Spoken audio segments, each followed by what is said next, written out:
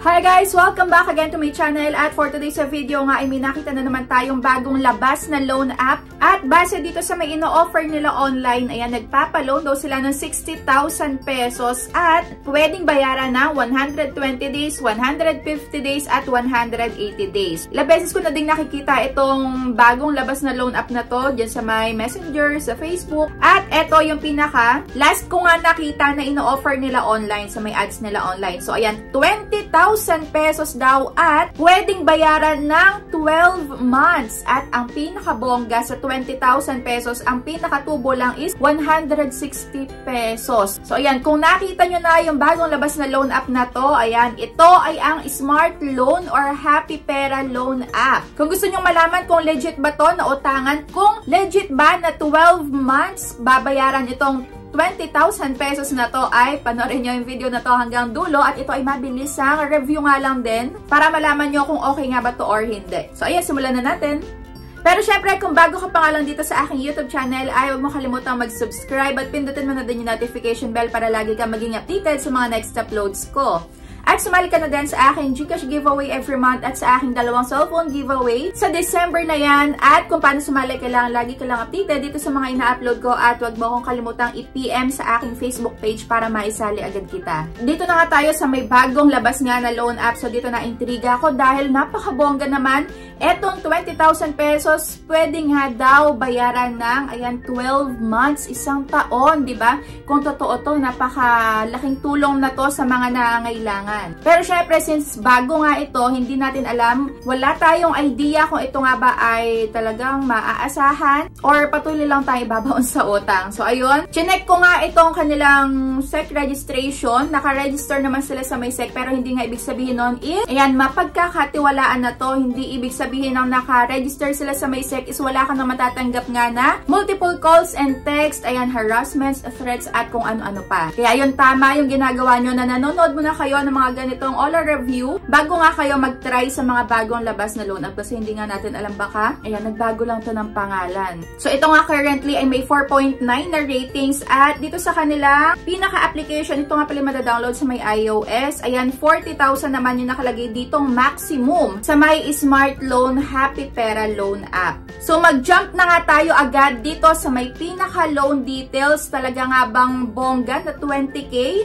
Ang maximum for first-time user, ayan, legit nga ba na hindi siya 7 days? So, eto na nga. Kasi naloka nga pala ako dito sa may nakita ko sa kanilang ino-offer sa may application nila. Can be divided nga daw into up to 12 periods. So, hati-hati daw to na, ayan, babayaran sa loob ng 12 months. Ayan, 12 installment. Pero eto na nga ang pinaka-exciting part. Papakita ko muna sa inyo, syempre, yung pinaka-homepage kasi ayan, need pesos urgently, ayan, Smart Loan is your best choice. Philippines online loan app.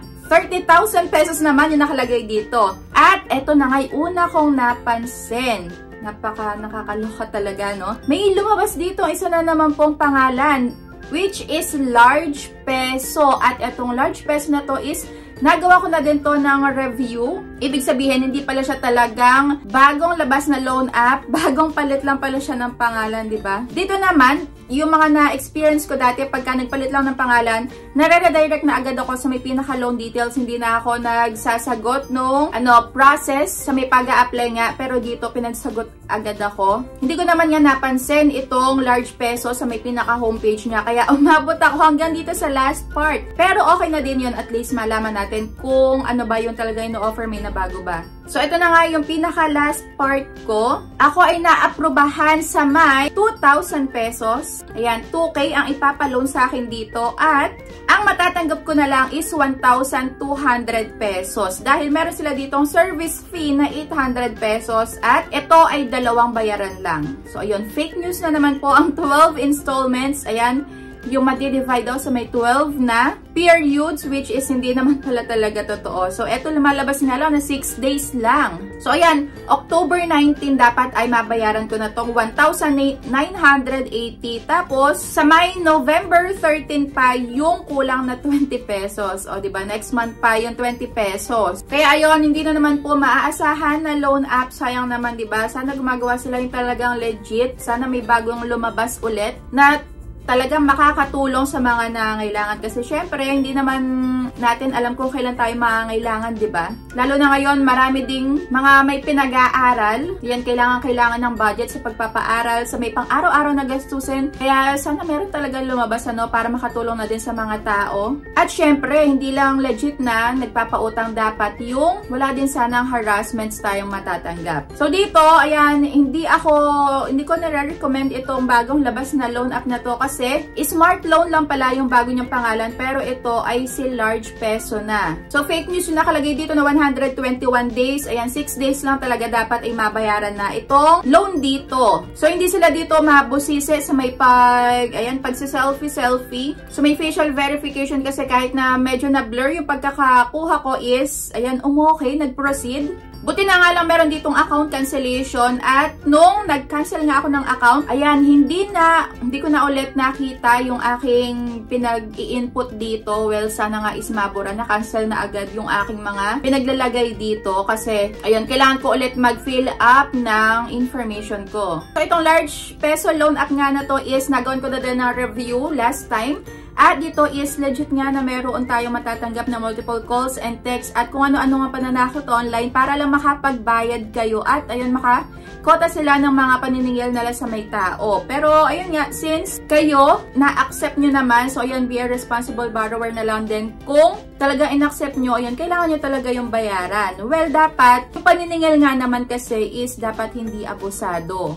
Talaga mas mahihirapan tayo magbayad kapag ganun pa yung way nila ng paniningil, di ba? So dito, wala pa man din nga yung due date, ay meron ka na talaga ditong matatanggap na, yan, may tatawag sa'yo, may magte-text sa'yo gamit yung iba't ibang number. So dito, meron din ako nakita online na wala pa yung due date. Magpapadala na daw ng kung ano-ano sa may bahay, doon sa may address na inilagay. O, diba, nakakatakot lang din yung ganun. Kasi meron din dito inilagay na i-order daw sa may Shopee na ganyang halaga. Tapos kayo daw yung pagbabayarin. So dito, nakita ko nga din online na, yan, ibang klase talaga makipag-usap dito. Yung mga agent sa may Large Peso, na ngayon nga ay Smart Loan. Yan, hindi nila sinisino kung sino-sino. Hindi nila sinisino kung sino yung nag-loan sa kanila.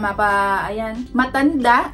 May edad is ganun pa rin yung way nila ng paniningil. So, ayun, dapat pagka kayo ay nag-a-apply ng loan online, tinitingnan nyo muna kung talagang legit ba. Kasi ito, may 4.9 na ratings, pero isa lang yung nakalagay dyan na rating. Siguro, and nagbubura sila ng mga bad reviews or ratings sa kanila para maipakita nga na bago yung loan app nila, na ayan, mataas ratings, maaasahan, pero hindi nga po. So kayo, kung nakapag-install kayo ng loan app na to, ng bagong loan app na to, is i-comment nyo na din nga dyan sa may comment section kung ano yung na-experience nyo sa kanila. Kung magkano yung na-offer sa inyo, ayan, nakabayad ba kayo on or before your due date, naharas ba kayo, or kung ano-ano pa. So ayan, comment down below, at kung meron pa kayong gustong ipa-review na bagong labas na loan app, is i-comment nyo na dyan, at i-review ko yan para sa inyo, para hindi na nga ma-aksay yung oras nyo sa may pag-fill up dyan ng personal information nyo at pag-share nyo. At in the end naman, ay hindi naman pala talaga kayo matutulungan. So that's it for today's video. Ang lapit ko pala sa may camera, no? So ayan lang. Thank you for watching and see you on my next vlog. Bye!